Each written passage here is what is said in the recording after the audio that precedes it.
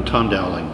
I'm the co-curator with Leland Paxton of the Helix Squared show, the artwork of Eric Johnson. The helix, of course, refers to the double strand of DNA, and that is sort of the beginning of where Eric's content comes from. But it's much deeper than that.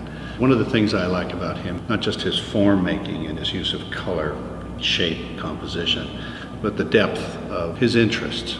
Certainly DNA, but also his reference in this group of work to John Singer Sargent's Madam X.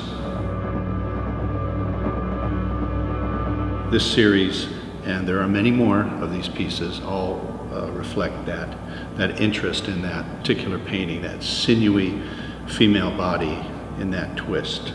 It's been a real pleasure to work with Eric over the years and to bring his work forward in this exhibition.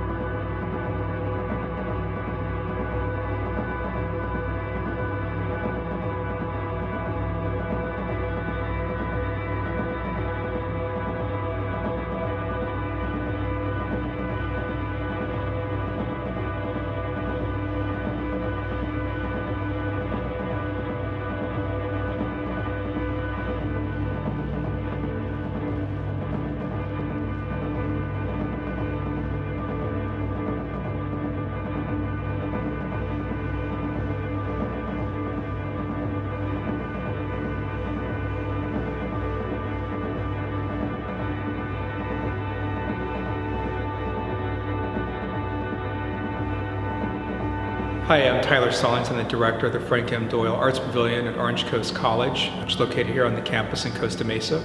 We have Helix 2, sculptures by Eric Johnson, which is really a unique show because it's an opportunity for the Doyle to present an artist that has been around in Southern California a long time, who I consider kind of a quintessential Southern California artist, and that his work embodies a lot of things that were associated with what's really come out of California, which is artists who've been influenced by hot rod culture, surf culture. He's associated with, it would be sort of called the Finish Fetish artist, a second generation.